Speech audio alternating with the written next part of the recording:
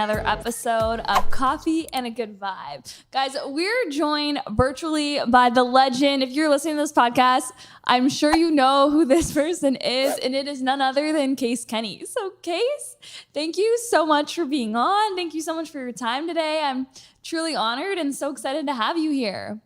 Wow, thank you. The honor is mine. I will take any opportunity to be called a legend. So thank you. We'll call you a legend just from now on. All the social media posts after, it's the new thing. So Case, I know that a lot of our listeners, they love you. They eat it up. We got a lot of questions from them too later in the podcast, but I would love for you to give us a little background on yourself. Like, who is Case Kenny? What does he do? What is your why? Give it to us. Yeah. So it's definitely it's always been a moving target. Certainly what I do now by label is I'm a writer and podcaster. That's what I do.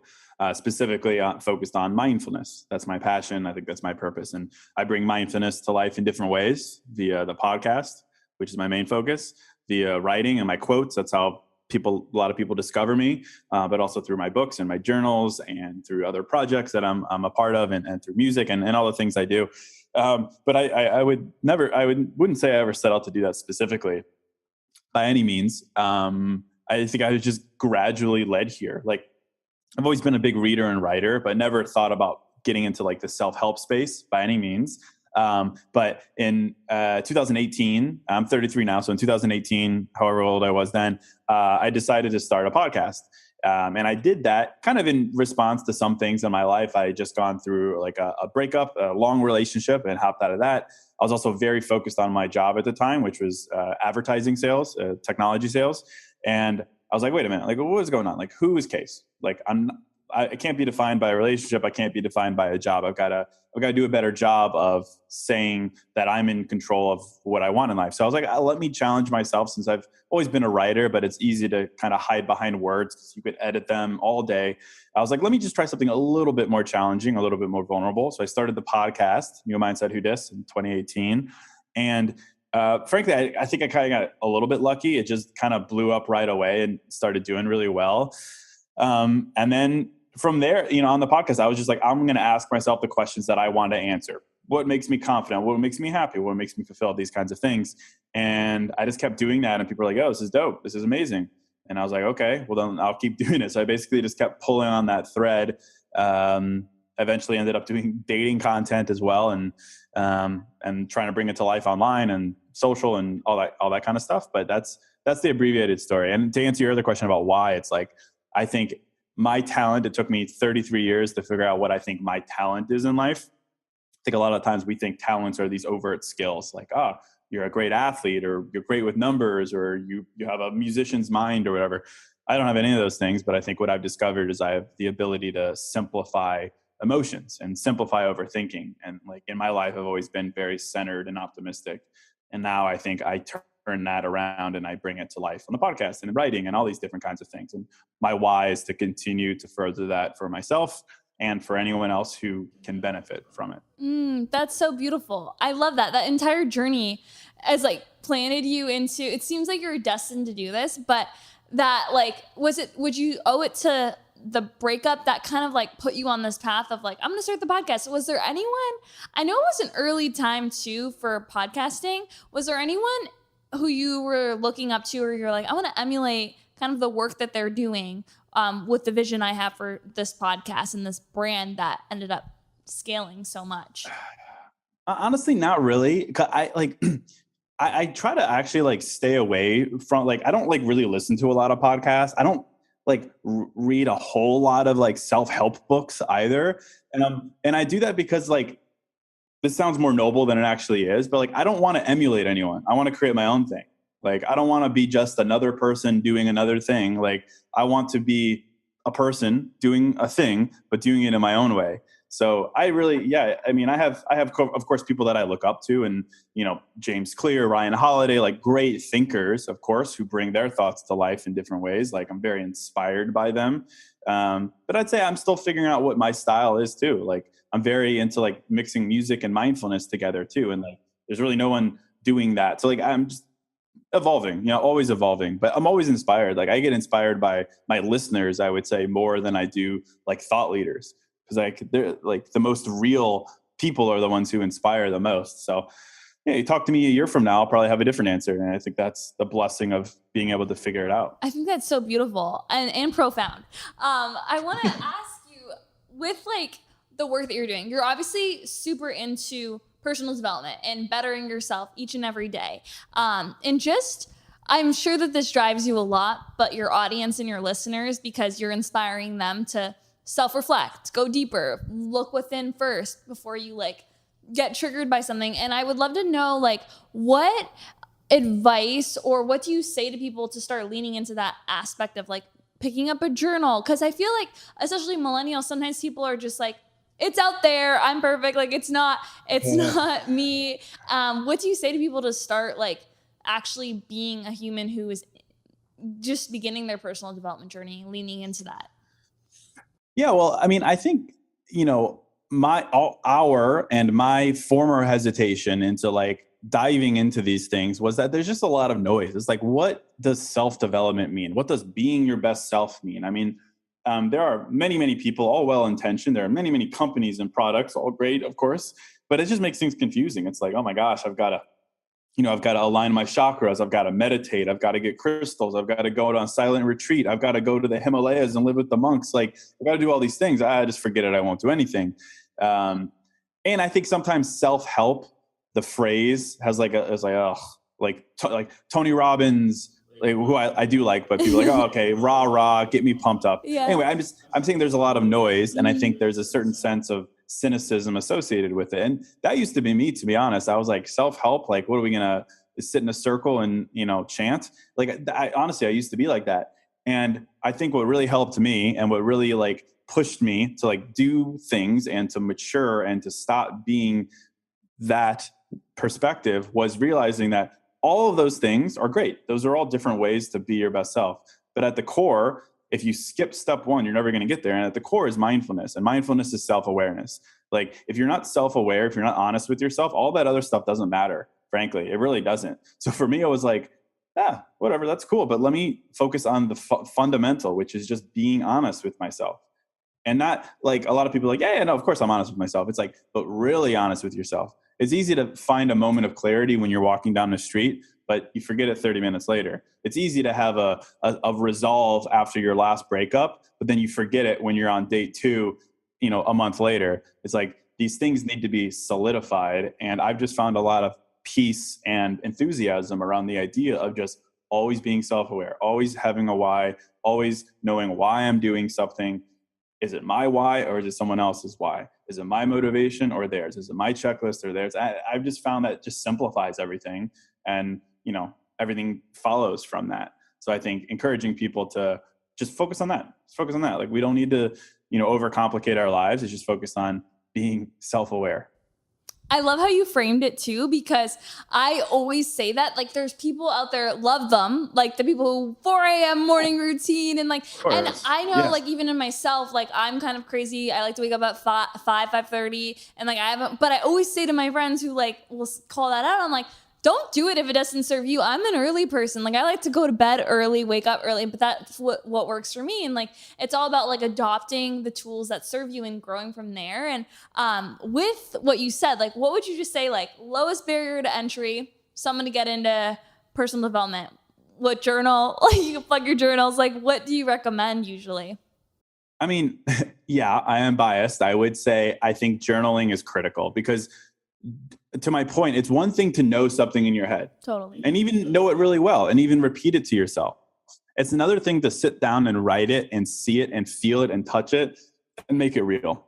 I'm sure there's some science behind it, but I've just found that the things that I actually live are often very different from the things that I think and say.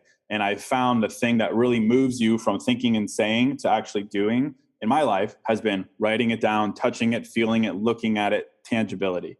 I've always found that. And I think, it's easy to forget things in life, and writing things down helps you not forget it. As basic as that is, that's the most basic thing in the world, but truly, like, I talk to the hundreds of thousands of people who have used my journals, and like, it's life changing. They're like, your questions are good, but they're not earth shattering. But it's the practicality of sitting down and writing it and being like, that is my answer. I just took 5 minutes and wrote that down. I'm going to live by that. There's just something about it. So I would say that for one. And I would just say, like, broadly speaking, like, the best thing you could ever do beginning your journey, furthering your journey, is always asking yourself why. Have it be like your knee-jerk reaction. You're in a moment, you're like, man, I feel anxious. Don't stop there at saying you feel anxious. You have to go deeper and say, why do I feel anxious? And don't just stop at one why. I feel anxious because I have a lot on my plate today. Why again? Like, keep asking why. I am very confident if you continue to ask yourself why, you could break down your problem pretty significantly. It won't remove the problem from your life, but at least you understand why it is you're feeling a certain way, rather than the further anxiety that comes from feeling hopeless around whatever, emotion is pulling you back. So journaling plus why, I think it's like a very firm foundation. Love that. No, and I love how you break things down because you keep it simple, but that's like how I truly feel like the thought leaders of the world who are more aggressive with what they say, you end up like having a disconnect with the people you want to help, because people need like low barrier to entry, and then they can start their journey and it builds from there. On the note of the journal, do you want to just like share your 3 journals that you have currently and like which one you recommend maybe to different people? Yeah, of course. So I have 2 that are focused on just general mindfulness. The first one's called New Mindset, the New Mindset Journal. That's focused on just clarity. It's a 60-day journal. Give yourself some clarity in life. Don't live in the gray of life. The gray is where you're kind of ambiguous about why, what, where, to whom, and so on. The second one is called Unbothered, and that's focused on calming anxious thoughts, specifically on any anxiety you might have. Basically, it helps you ensure that wherever your mind is going, you are there with it, and you're controlling the perspective through which you're looking at things, the past, the present, the future. You're centered. And then I have a third one called Single is Your Superpower. That's focused specifically on dating, namely when you're single, what the mentality is that you should have.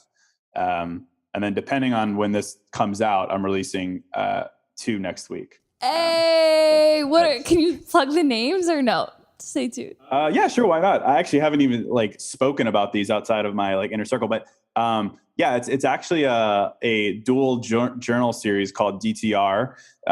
Define the relationship for yourself. And there's 2. The first one's called Closure. The second one's called Clarity. It's a journaling experience either designed to give you closure from a past relationship or clarity on how you're currently dating or a person that you're currently considering dating. They're quick 2-hour digital journaling experiences to help give you closure or clarity or both. And it's going to be cool. Oh, that's so incredible. This is exciting. Okay, so one of the things I have to ask is, I know you don't, which is a great thing. Like, you don't look at what other people are doing. You stay super in your own lane, especially with your brand online and all the content you're consistently posting, your own quotes, right? Like, I know in the personal development space, like certain thought leaders, they're like, oh, they stole like a certain person's quote, but you clearly like you create your own organic content. And like, how do you always have the creative juice to do that? Like, I know a lot of people, no matter what industry they're in, like entrepreneurs, other coaches, they want to kind of harness their inner case when they're approaching their brand online. Yeah. I mean, I used to share a lot of other people's quotes as well, until I really found my voice. I think it was when I found my voice, like my style, that was where it's like, it's easy for me to come up with my own thoughts. And you really, like, the way that I come up with stuff, it's usually I'm like very inspired by other people. What I like to do is I like to find other people's thoughts, recordings, whatever, around certain topics. Like, someone will be like, here's a list of things like you should forgive yourself for. I'm like, oh, I like that a lot. And then I'll sit down and be like, what are some things that I think people should forgive themselves for? And then I will. And then I come up with a carousel series of it's okay to forgive yourself for X, Y, Z. So it's like, it's a very easy system because people have such great perspective. And I just like to see what the topic is. Give me a topic. Give me like a little bit of a framework, and I'll do it. Like, I'm going to post a series later today or tomorrow because the other day I saw a tweet that was like, I'm really attracted to it was like forearms on a man or whatever. I was like, oh, interesting. Attraction. What is attractive? Let me do a series on it's attractive when, and then I'll be like, all right, well, what do I think is attractive? And then I'll come up with the concept. So like, I'm always inspired by other people and like the topics that they're addressing. And then I've just found on social media that there's a little bit of a formula to like keeping it short and sweet, doing carousels, doing series, doing not things like that. And I've learned, and yeah, it's just cool. And I mean, if you go back through my feed, you'll yeah. see it's changed over time. So like, I'm always kind of like adapting. And keeping your aesthetic, like it's always like the posts, the stickies with the handwritten writing. It's like you keep that aesthetic so people can then be like, oh, that's a Case quote. I remember that. So when someone reshares it, I want to ask this question, but you seem just like your energy you give off, you're so unapologetically yourself, so authentic. And I know a lot of people, especially when they're posting online, I truly think like if you're speaking from the heart, and even if your thoughts are polarizing and you share it, it shows over with how you can really build such a cult community following. And I know people are more, I always say like it's vanilla versus like chocolate in their marketing strategy, and you're very like just you. So what advice would you give to someone who is trying to be more authentic, be more raw, be more real, and not hold back from a social media building a brand perspective? Yeah, I mean, I think that's the ultimate question. I mean, I look back a couple of years ago, I was fully holding myself back because it's like, realistically, I share my feelings for a living. And it's like, that's interesting. It's like, scary too. It's vulnerable. I'm an average dude in the sense that I'm just a guy. I'm like a dude. I like house music, lifting weights, protein shakes, Chipotle. Like, I'm not this like overly ethereal, enlightened, spiritual guy. Yeah. I'm really not. So for me to like be like, I'm going to talk about sensitive topics like love, compassion online, it's like I clowned on myself because I would clown on that guy. So it took me a while to like not do that. And specifically, of course, to not worry about what my friends or people or former coworkers would think about me. And that was the toughest thing. I know it's easy for people sometimes to be like, oh, you shouldn't care what people think, but it really is a very mitigating factor. It really does pull you back. So, I mean, the cliche advice is true. Like, to truly be successful in whatever content you're creating, you have to push yourself to not care what people are going to think. And not in the sense that you're like being controversial, but just in the sense that you're sharing sensitive things and you're putting your name on the line with them. And for me, that was a struggle for a while. But ever since, I was like, forget it. I will be the quote guy. I will be the self-love guy. I don't care, because I do care. I care so much about the topic, and this is my calling. I'm not going to sit here and hold myself back because someone might make fun of me behind my back. Like, that's the lamest thing I could ever think of. So I kind of like amped myself up and like got a little fiery about it. I'm like, are you kidding me? I'm going to hold myself back because some loser wants to talk shit about me? Like, no, heck no. I'm going to do what I love, and I'm going to help other people. So the cliche is true. Like, you've got to push yourself where you're not so much caring about the feedback. And again, I live in La La Land where everyone is so kind to me. I rarely get criticism. Frankly, it's weird. I'm like, where's the criticism? Like, someone please criticize me. So, I mean, I do, but it's just, everyone's so nice to me. I truly believe, though, you attract, like, what you put out, you attract it back. So you're putting out content that's truly helping people, inspiring, and it's coming from such an authentic, vulnerable, real place that, like, if anyone hates on that, that's like clearly their own issues that they got nothing else to do. But Exactly. Would you say that like it was, I think action is like the biggest thing, but it almost seemed like the way you said it, that it was just like a decision and you stuck to it and it stayed. But do you even think that over time it just grows? Like, as you just say, it's being more vulnerable and sharing from the heart, and then you just keep doing it gets easier? Because I kind of feel like that with my own journey. I'm like, the more I like lean a little bit into discomfort, sharing more vulnerable things, and you get that positive reinforcement back, it kind of like, okay, I can do it again. I can go deeper the next time. 1 billion% it gets easier. I mean, I remember even like a year ago being like self-conscious, walking around downtown Chicago, posting quotes, because it's a busy city and everyone's walking behind you and they're reading it and they're looking at you and they're like, "Oh, love yourself." Like, "Oh, cool, dude." I would like walk around and like wait until no one was around and then like take it. It was because I was self-conscious about it. To the same thing now. And now it's like, I just like swag down Whacker Drive and I'm like, bam. And, and it gets easier. I mean, it's like anything. It's like any practice. The same with like interviews. I used to be horrible at interviews, but I've done hundreds of them now, and you get so much better at it. So it's, creativity is a muscle. I would say vulnerability is a muscle as well. Like the more you practice it, the easier it is to get into that state of mind. I love that. Yeah, you're in flow. Like you can do this in your sleep. Just rolling. Oh yeah. I gotta ask you questions that you probably get asked all the time, but I had quite the response from a lot of amazing people, and I honestly think they're good questions, and I'd love to get you to riff off of different things that people want to know. So I guess I'll start off with single is your superpower. I truly believe that. Like, maybe I'm biased, but like I also just think like for me being single, it's been like the most self-serving time in my life. Like my relationship with myself has grown so much. I've just done so like I feel like it's such an amazing time and season. But what would you say advice, maybe like any best piece of advice you would say to someone who to embrace the season of their life even more and lean into it? Because I know I meet a lot of people who are just like looking for the next person. They just can't be alone. I think it's yeah. Well, I mean, I think there's so many things to be talked about when you're talking about, being single and needing someone else to validate you. Talk about attachment styles. Why can't you be comfortable single? All those kinds of things. And I talk about those all the time. But I think honestly, the most simple thing that ever helped me, and again, that's what I do. I just try to simplify my mind, is I think about life, and I think about life on like a flat line, and anything to the right is the future and you're somewhere here.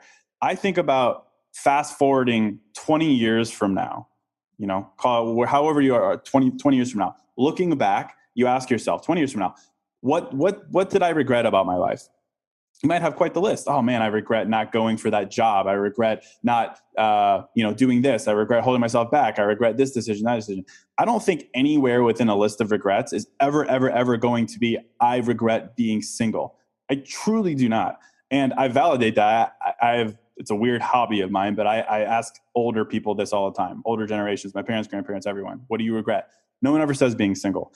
If it is relationship related, they say, I regret being in a relationship for too long. I regret staying in a toxic relationship. I regret my second husband because he didn't deserve me, whatever it is. It's never being single. So I find it, it's easy in the moment to be like, I'm wasting my time, whatever. But once you find your right person, and as long as you believe you're worthy of that, those years before are not regrettable, because then ideally you have the rest of your life with that person. So anyway, I've always found that that's helpful for me, because it does minimize a little bit of that chaotic sense of urgency that we fall into so easily, which is, I'm not getting any younger.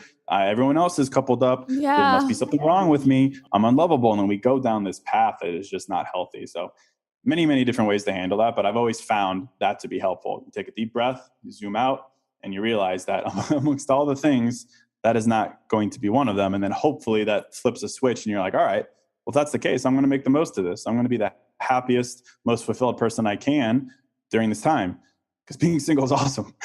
Totally. Freaking awesome. I hope all the ladies and guys listening, like, go back and re-listen to that on the podcast, because you can just like back 30 seconds and then rehear that whenever they need it. Okay, on the other side, attracting in their dream partner. People want to know, what is the best way to attract a partner that's perfect for them? I love the optimism in that sentence. Well, again, another, I could talk for hours on that, I suppose.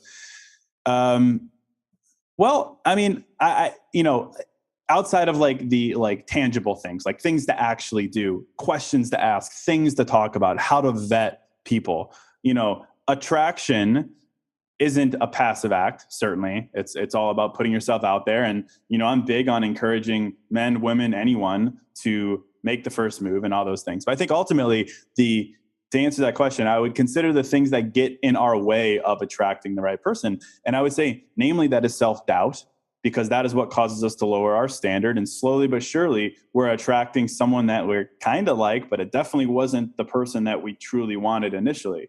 So I think like the biggest thing that is most helpful is you have to maintain and affirm what it is that you deserve. And it's one thing to sit down and be like, I deserve honesty, I deserve communication, I deserve inspiration, I deserve a great listener, I deserve this, that, and the other. That's fantastic. But that quickly erodes itself unless we do what we referred to earlier, which is knowing why that's true. If you know why you deserve something, you're very unlikely to forget it, right? If you know that you deserve someone who understands you, and that's very important, which I think it should be, you're less likely to be like, all right, that's not important because this guy is present, or at least he listens. But I think that the best exercise you could do is understand why you deserve something. And the line that I always give when it comes to worth and the things that you deserve is that simple logic requires a sense of optimism and leap of faith, but you deserve the things that you yourself are willing to do. So if you say that you deserve someone who's honest, if you say you deserve someone who is intentional and their words and their actions align and whatever, you can say, I deserve that because I am willing to be honest. I am willing to have my words and actions align, and so on and so forth. And it's just like logic. And like when you do that and you're like, well, I'm willing to do it, therefore I deserve someone who also is willing to do it. It's like it kind of helps combat that self-doubt that pops up a lot. So roundabout way of answering the question, but I do think that's so important. It's like, I think dating is less about, finding your person, and it's more about removing the things that cause you to veer off course, namely settle, get in toxic relationships, accept chasing, things like that. So that's what I would say. I love that. I think that's so profound too. And it's truly embodying all those things. And that self-awareness too will make you do a little bit of a self-audit. I don't think you're worthy if you say like, I need someone who's this, but if you're not embodying that, I don't think you're worthy of that, and you're not a match for it anyway. It's never going to come into your reality. Yeah. As sad as it is. I know that's like the tough love side of it. It's but that's such a vibe. That's the vibe in Coffee and a Vibe, because that's people aren't ready for that truth. Like I stray away from that sometimes because think about social media. There's a lot of I am the prize type vibes. Yeah. And don't get me wrong. Absolutely, you're the prize. But why are you the prize? You're the prize because you're honest, compassionate, intentional, and you're a hard worker. Yes, you're the prize. But if you can't answer why, then we have a problem. But everyone can. That's why it's the biggest thing. And that's why I'm like all in on the power of why. Love if you that. Can prove your why, if you could answer the why, absolutely you're the prize. And yes, you deserve someone who is willing to go after you. Absolutely. But this like blind sense of entitlement that I exist, therefore I am the prize.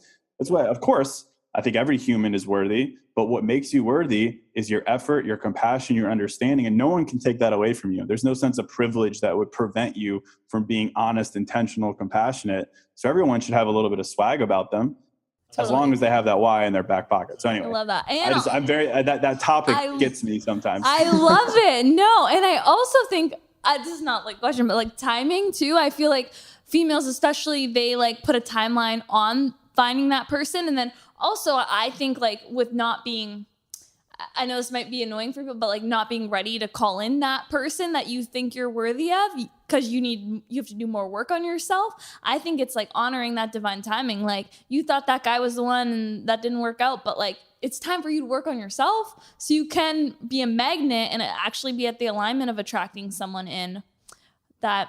Yeah, sometimes it's just timing thing. You can't rush that growth either. I agree with that 100%. I've done a couple episodes on this idea that there are no coincidences. If something in your life pushed you off course of something that you thought was good, or, maybe they changed their mind, it's easy to doubt that. Or you could have a mentality of there are no coincidences. Like this is my timing. That breakup led to, 3 years of being single, but during that 3 years, all these things happen. And then in year 4, I found that person. There's no coincidences. Yeah. It's not random that breakup happened. Life isn't random. Like things are connected. And whether you believe in God, karma, energy, whatever, I think it's a very redeeming way to look at life. It definitely causes you to, it empowers you to not second guess yourself so much like we love to do. We love it. We love it. Oh, we love it. We love it. What are you calling in, Case? Are you single right now? Are you like, I'm sure you have it, like what you're worthy of calling in. Give us an example on your own. So I'm dating someone right now.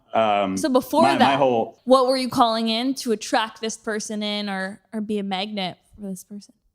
Yeah, 100%. yeah, I mean, so like my dating story was I was always in relationships in my 20s, like long, like 2, 3 year relationships. And then single from like 29 to like 33.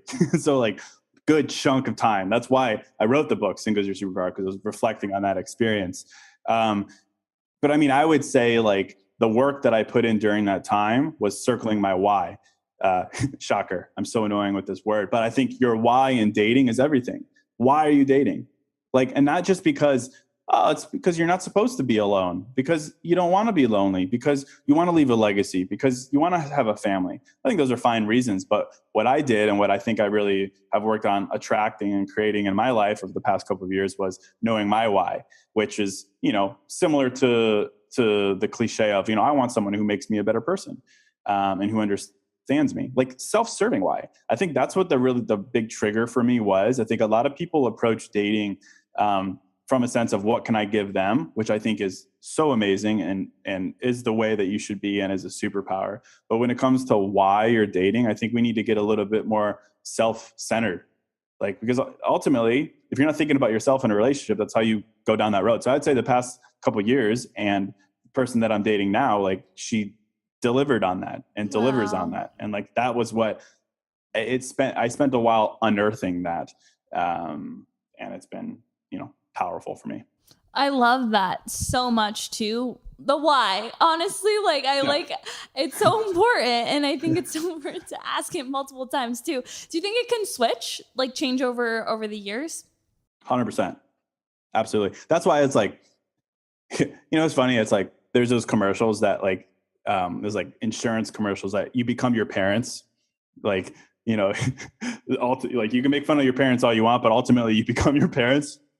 And I always used to clown on my mom she's always like, oh, you're so young. Like you're 25, you're 28, you're so young. Like, why are you worrying about these things? And I would be like, Mom, I'm not that young. Like, but I have come to realize that dating, for instance, when you're 22 is so different than dating when you're 26. It's so different than dating when you're 30. And it's so different, I would imagine, from 35 and 40 and so on. Yeah. Like we stress ourselves out way too much early on in our lives. And I do get men and women, society pressure, biological pressure. I do get that that's different, but like I get DMs all the time from like younger women and they're like 23 and they're like, oh my gosh, I feel like I'm so lost and I'm like, you're 23. Like I can't believe I'm even saying that, because it's an absurd thing for me to say, because I used to clown on that so much. But like you find clarity in your life, and it takes life to provide it for you. So we put way too much pressure on ourselves, to your point about these timelines. And even if you're 30, like my expectation for myself when I was 30 is way different than what it is now when I'm 33. And that's such a gift. And so I think it's essential that we change our answers. Love it. Love that so much. It's everything you're saying. You're dropping the insight. People need to hear this all the time. Getting into more like, I guess, the questions that are not as like, it's not as like more inspirational, because the answers might just be different. But how can a girl slide into a guy's DMs and like in a way that they're not gonna be too forward? Like is it attractive, first of all, if the girl makes the first move, in your opinion? And I'm sure you've gotten a lot of girls who've slid in your DMs, especially with the work you're doing. Like, was there any successes before this girlfriend? Yes, there has been. But yeah, I mean, I'd say the easy answer from my perspective, but from my perspective is that yes, coming on strong, I think is a great thing. Shooting your shot is a great thing. I still to this day do not understand the mentality that that's not okay for a woman to do. Like I think about my life, again, try to think of myself as an average guy. I think about my friends, the men, the guys that I associate with.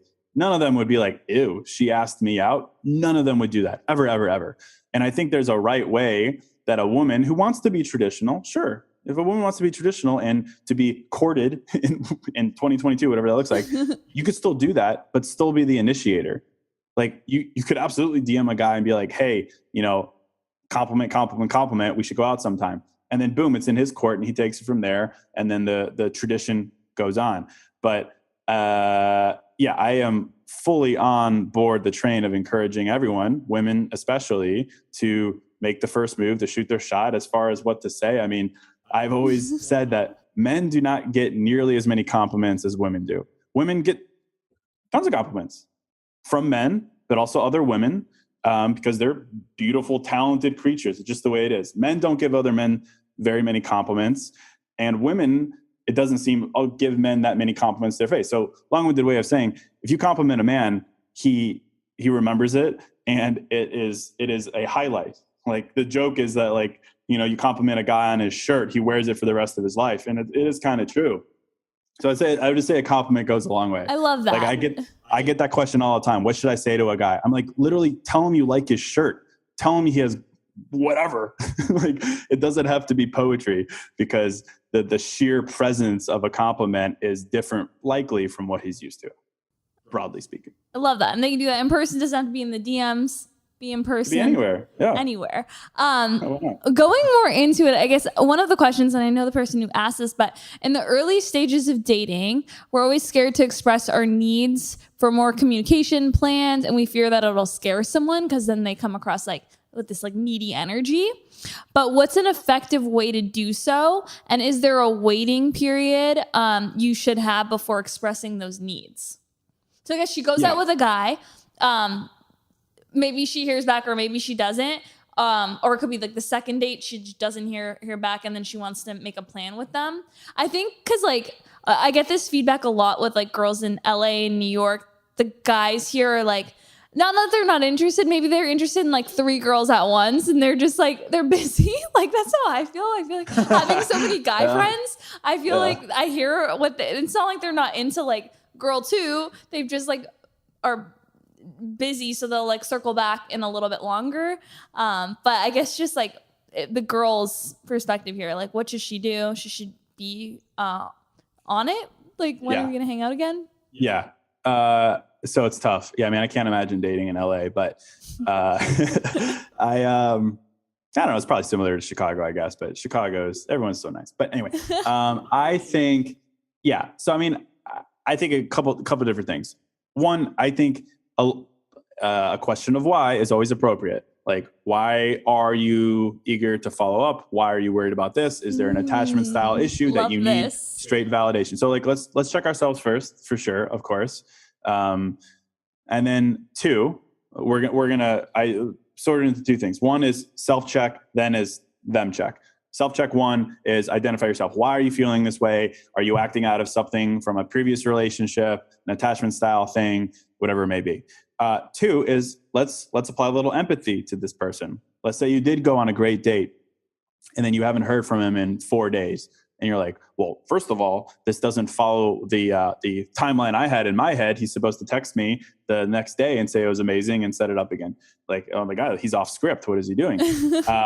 I do think empathy goes a long way in understanding that if someone doesn't follow up on a date, for instance, very specific example, you could go to one of 2 places. You can go to the place of, well, he wasn't serious. We didn't have a good time. He doesn't want to meet again. I screwed it up. Or you can go to a place of, he's busy, whatever. But I think the empathetic place is to understand that sometimes a guy isn't texting because he doesn't want to seem overeager, in the same way that a woman doesn't want to seem overeager. And I talk a lot about this, and I think about my own experience and in all different areas of life. If a guy like doesn't follow up off a date, for instance, why might that be the case? Well, maybe he went on a date a year ago and he followed up the next morning with the girl and was like, it was so amazing. I'd love to meet up with you again.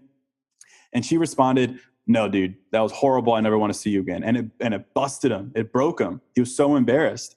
Think about what that experience does to him. Or like, I talked to some listeners and they're like, this guy is so boring in bed, whatever.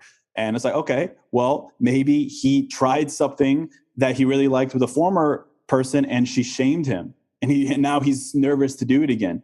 Like, we don't give men a lot of empathy when it comes to dating. And I don't know, it's not always deserved, because men are definitely the culprits of insert any dating issue here. But I do think empathy is deserved, but also it calms you. Just be like, okay, hey, he's busy. Maybe he doesn't want to seem overeager. I'm going to wait a day until I even think about this. Not to mention, I'm too busy to be worrying about this. I've got shit to do. I've got a life to live. I'm not going to, give time and energy over to this thought. So I'd say, like, that's an important first step because it offers you a little bit of peace and it calms you down. From there, though, I mean, I think, the whole topic of voicing what you need and all those kinds of things, I talk about it a lot. The easy 30-second answer, so I don't ramble on it, is you state what you want. You ensure it's coming from a place of logic and it's rational and it's totally fine. It's you just literally saying, hey, here's what I prefer. If they respond with, that's too much, well, then you just dodged a bullet. Why would you have to convince someone to respect your needs? It's awkward, it's painful, it's rejection, whatever, but at least now you know and you're not living in the gray. So I don't really see a downside of it. Of course, it's the toughest thing in the world to do that because no one wants to be rejected, no one wants to be judged, but ultimately you think about what serves you and what doesn't. It doesn't serve you to keep that bottled up and hope that one day they ask you. That just doesn't seem like a very active way of living your life. So I could talk forever about these things, but I'll stop. I love that. No, they can go check out all the solo pods too and get more on like specific topics. But with that, is there a time where like they should express those thoughts? Like, is it bad to do it in the beginning?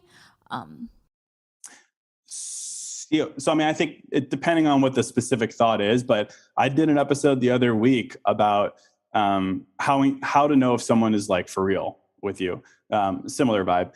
And basically my contention was on date 1 or 2 or maybe 3, just depending on kind of what you were doing on those dates, you have to ask the following 2 questions. The first question is, what do you want? And whatever. And the second question is a follow-up to that, because when someone says, what do you want? Usually, you could get 1 of 2 answers. You can 1 of 3 answers. First answer could be, hey, I'm looking for something serious. I'm looking to settle down. The second answer could be, I'm just looking to screw around. I'm not really, I'm loving my single life. The third answer is somewhere in between, which is like, hey, I'm just kind of seeing where things go. If I find someone, that's great. It's like the wishy-washy answer that's impossible to dissect. So I think it's essential that you ask, what are you looking for? And casually, like, hey, oh my gosh, like, cheers. Like, so what are you looking for? Like, what's going on? It's literally that. I always ask that question on first date. And then depending on their answer, you say, they'll say one of those 3 answers. And then you respond to that with, well, what does that look like? And I found that that's a very specific wording that is really helpful, because if someone can't answer that, or if they panic and they're like, oh, I don't know, well, then they haven't thought about why they're dating. And as tough as it might be a pill to swallow, someone who doesn't know why they're dating, it's likely going to lead to some problems. Sure, someone can find their why because of you. I believe that. But ultimately, if you're dating someone, you're going on dates with someone who doesn't know why they're dating in the first place, who doesn't know what a healthy relationship looks like to them, you're going down a path where it's going to lead to chasing or one-sidedness or situationship or whatever you want to call it. So I do think asking that question is so important. And anytime I say that, people are like, well, I'm worried about seeming crazy, asking that too much. But it's all about delivery. Like, I'm telling you, when I used to go on first dates, I would always ask that. And it's super light. It's like, we're both here. We both met up. So why wouldn't we ask what our intentions are? It's like, you wouldn't go to a business meeting and be like, so we're just going to dance around what we're both doing here. Like, are we going to make a deal or not? It's like, yeah, I think there's a right way to do it. And it's casual, but I think it's important to ask the follow-up question. Yeah. And I think the one thing that I'm taking away too, it's like your energy and your vibe of the way you're saying it, and like your words like carry a certain vibration. And I think that's what I think a lot of listeners should take away too, is like how you're saying it. It's very casual. It doesn't come across like, I don't know, like maybe they should rehearse it, because it sounds so nice and organic and like harmless, versus like, I feel like when some ladies think about asking this, maybe it's like the energy that they're saying it in, it carries that to someone and it rubs them the wrong way or rubs it a little bit aggressive. Yeah, 100%. I think that's it. I mean, honestly, I do. I think some people, when they're approaching subjects that are important to them, right, and you're very eager to not repeat your past mistakes, and you don't want to get in another situationship, like you get all serious. It's like, I think it is exactly what you said. It's the energy you give off, and practice it. If you're the kind of person who listen gets to Case's nervous, podcast, the solo ones, they're all like, yeah, I got you. I'll give you some hot tips. I love this. Okay, they had so many questions, but you've given so much like value in all of that, and they can always go to you have like 400 episodes. I've done 360, I think. 61 maybe. So many episodes. Do you release more than once a week or just I do it twice a week. twice a week? That's what I thought. Yeah. So Yeah. there's all the content there for like specifics. But I gotta know, because you overpour so much energy into everyone around you. I know you set like the boundaries with, like, there's so many people who always want to reach out to you and get answers from you, and even just with the podcast and creating those posts. Like, how do you fill up your cup on a daily basis? Do you have any non-negotiable practices that are staples in your life that you have to do every single day to show up the abundant light that you are? Yes. So, I mean, that's something I'm working on. I'm not great at it. I'm not going to lie. I need to find better balance. I mean, there's certain things like working out and like listening to house music. Like, yeah, I was like, I follow and, you on Instagram. I know you work out every single day, and it's like, yeah, I'm always trying to get a good workout in, listening to the right music. But I also recently just started going to therapy myself. I never used to go, which is a crazy thing because I always encourage everyone to go. But I've always found the podcast is my therapy. Like, I basically do therapy 40 hours a week. But I was like, I need to go to someone where I can just speak instead of create. And there's a big difference between the two. And I find that when I put my work hat on, which is 24/7, I am being vulnerable and sensitive, but it's for the purpose of creating something alongside of it. So it's, more curated than I'd like. So I've started doing that, and that has been helpful. It's weird because it's basically like a therapist going to therapy, which is amazing. And I hear so many therapists do it, but it's like going to those things is so funny because she'll be like, well, how does that make you feel? And I'm like, I know exactly what you're about to say. And I realize that because like, I like, it's just really funny because like, I know exactly where I should be. And I know do your job better. Yeah. But I mean, it's either way, it's just helpful to be in a space where the context is just conversation. Totally. So, it's just funny. So you're curating your non-negotiable practices, but how often do you journal? What's your journaling ritual? Oh, yeah, to be honest, lately, or your mindfulness ritual? Not that great. I mean, like 3 days a week at this point, just because I've been so in the weeds of creating another journal. But it used to be every morning.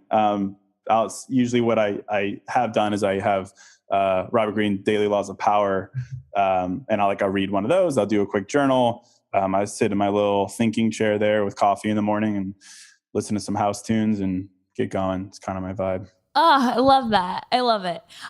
So anything in the works that you want to plug? I know we have those 2 journals, digital journals dropping next week. Anything that you're excited about this coming year? Speak out what you are calling in this year.